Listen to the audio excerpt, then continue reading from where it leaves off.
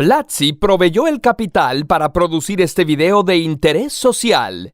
Es un ardiente debate que ha enfrentado amigos, familias y clases sociales. Ha puesto de cabeza países enteros. En el siglo XX, esta oposición fue la base de la Guerra Fría que exigía que escogieras bando: el capitalismo con Estados Unidos al frente o el socialismo liderado por la Unión Soviética. Y en la actualidad, hasta Rusia ha adoptado prácticas capitalistas y hasta en Estados Unidos se habla de los beneficios del socialismo. Así que hoy nos preguntamos, ¿capitalismo o socialismo? A mediados del siglo XIX, en Europa, sobre todo en Inglaterra, la industrialización estaba en pleno apogeo. Se producía más que nunca, pero al mismo tiempo se explotaba mucho a los trabajadores. Jornadas de 14 a 16 horas diarias, salarios de miseria, trabajo infantil aún peor pagado, aire contaminado y accidentes al por mayor. Y olvídate de seguridad médica o vacaciones, todo mientras los dueños de las fábricas se enriquecían sin pena alguna. Entonces, un pensador alemán llamado Karl Marx se preguntó, ¿cómo llegamos a esto? Marx había leído a Hegel, quien postulaba que todo progresa a partir del enfrentamiento de contradicciones. Las sociedades también. Cada etapa del desarrollo social llevaba en sí el germen de su propia destrucción y la transformación en la siguiente. Para él, la civilización, por lo menos la europea, había pasado por las siguientes etapas. Comunismo primitivo, una época en la que los bienes escaseaban, todos los que eran capaces trabajaban y a todos los miembros de la comunidad se les repartía según su necesidad. En esta época se desarrolló la agricultura y otras técnicas que permitieron conservar y acumular bienes, lo que llevó a la segunda etapa, esclavismo. Por primera vez se dividen las clases sociales, las que trabajan y las que poseen los medios de producción. Poseen incluso a los trabajadores. En esta época existe la creencia de que los poderosos, reyes y sacerdotes, lo son gracias a que cuentan con el favor divino. Es también en esta época que aparece el Estado y lentamente va dando paso a la tercera etapa. Feudalismo. En esta etapa los trabajadores ya no son esclavos, sino siervos, pero siguen sometidos a sus señores, dueños de las tierras y a quienes se les debe pagar tributo. Al final del feudalismo, gana dinero y poder una clase social de artesanos y comerciantes que habitualmente vivían en villas o burgos cercanos a los feudos. Marx los llama burgueses. Los burgueses empiezan a asociarse y a juntar su dinero para crear empresas y financiar negocios más grandes, como viajes arriesgados. Estas empresas se llaman sociedades por acciones y al dinero reunido con el propósito de que crezca se le llama capital. Por otro lado, se promueven las ideas de libertad, democracia e igualdad, lo que da origen a grandes revoluciones como la Revolución Francesa, donde la nobleza y el clero pierden el poder, o hasta la cabeza, y quienes ahora tienen la autoridad son los dueños del capital, los capitalistas. Las tierras, antes propiedad de los nobles o de las comunidades, se privatizan. Las ideas de la Ilustración traen un gran desarrollo tecnológico e industrial. Muchos granjeros y campesinos quedan en la pobreza y emigran a las ciudades para trabajar en las fábricas. Así es como surge la cuarta etapa, el capitalismo. El capitalismo es explicado y defendido por economistas como Adam Smith, y sus principales características son: las tierras, herramientas y fábricas, o sea, los medios de producción, no están en manos del Estado o de las comunidades, sino que son propiedad privada. Hay libertad de mercado. Todo mundo tiene derecho de comprar y vender lo que le apetezca, incluido el propio trabajo, y de negociar los precios según les convenga. Aquí se habla de la mano invisible del mercado, la idea de que las acciones económicas individuales, aunque parezcan egoístas, contribuyen al bienestar de la sociedad en su conjunto. El ideal capitalista es, por lo tanto, que las leyes y el Estado intervengan lo menos posible en el mercado. Libertad de empresa. Cualquiera puede empezar un negocio asumiendo los riesgos y obteniendo los beneficios. Esto propicia la competencia y la innovación. Explicado así, el capitalismo parece ideal. Entonces, ¿por qué ocurría lo que Marx presenciaba en las ciudades de Europa? Lo responderemos después de esta pausa capitalista.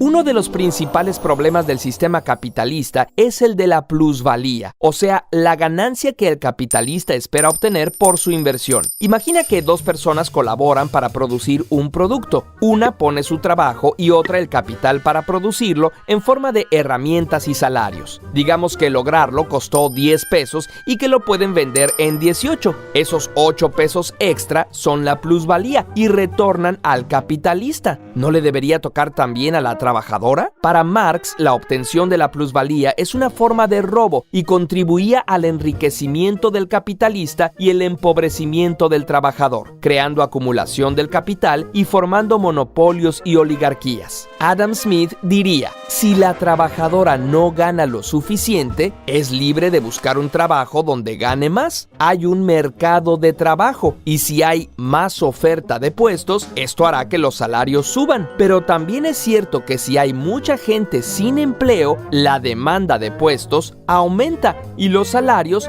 bajarán. ¿Será que el desempleo le conviene a los capitalistas? Una de las contradicciones del capitalismo es que si llega a haber tanta gente tan pobre que no puede comprar ni lo que produce, ¿quién va a comprar las cosas y cómo va a crecer la economía? La otra es que el capitalismo supone un crecimiento ilimitado de las corporaciones. Sin embargo, los recursos del planeta son limitados y no puede proveer de materias primas ni procesar la contaminación de manera infinita. Y para rematar, ¿de dónde sacaron los capitalistas ese capital inicial? La mayoría no trabajó por él, simplemente lo heredaron. A Marx le parecía que la herencia por sí sola hacía de la competencia justa una falacia. Unos siempre empezaban con más recursos que otros. Para Milton Friedman, el único sistema que aseguraba la libertad era el capitalista, a lo que Marx respondería: ¿qué libertad puede tener quien nada posee? Por todo esto, a Karl Marx y Friedrich Engels les pareció que el capitalismo era fundamentalmente injusto y que, como los sistemas anteriores,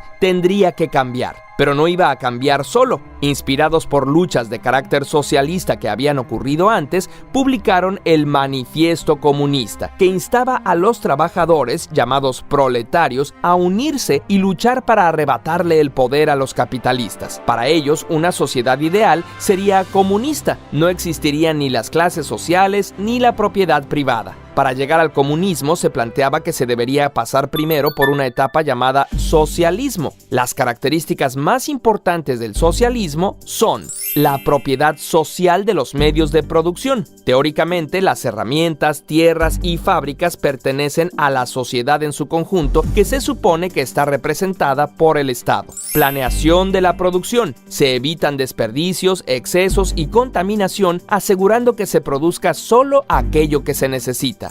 Regulación por parte del Estado. Las actividades económicas, incluidos los precios, están reguladas por el gobierno para evitar la explotación y el abuso. Después de interesantes experiencias como la Comuna de París en 1871, 40 años después de la muerte de Marx, el socialismo tiene oportunidad de ponerse a prueba. Con la Revolución Rusa se crea la Unión de Repúblicas Socialistas Soviéticas y otros países siguieron su ejemplo. ¿Cómo funcionó?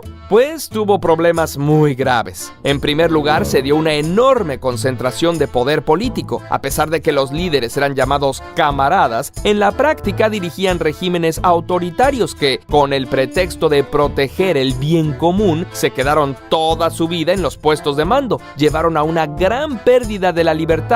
Reprimieron a quienes disentían, encarcelándolos o asesinándolos. Además, al estar todo planificado y haber pocos incentivos, la innovación estaba sumamente limitada a los aspectos que interesaran al Estado. Esto aún ocurre en países como Cuba, donde por un lado todos tienen garantizada la salud y la educación, pero por el otro hay escasez de alimentos, vivienda y casi nula libertad política. Entonces, si ninguno de los dos sistemas es bueno, ¿la humanidad se quedó sin opciones? ¿No hay manera de tener las libertades que ofrece el capitalismo y la igualdad que ofrece el socialismo? En primer lugar, no todo es blanco o negro. Gracias a la unión y las luchas de los trabajadores, la mayor parte de los países actualmente tienen sistemas que mezclan en diferentes proporciones una economía capitalista con aspectos socializados. En el modelo nórdico, por ejemplo, hay libertad de empresa y de mercado, pero ejemplo, los trabajadores tienen fuertes sindicatos y el Estado interviene en la negociación de salarios. Y hasta en los países más capitalistas, el Estado se encarga de proporcionar carreteras y servicios públicos y, en mayor o menor medida, educación y servicios de salud. Y existe una lucha constante porque estos derechos sean cada vez mejores y mayores. Quizás si no fuera por las luchas socialistas, no tendríamos ahora jornadas de trabajo de 8 horas, salario mínimo, vacaciones, protección social de los niños o seguridad social.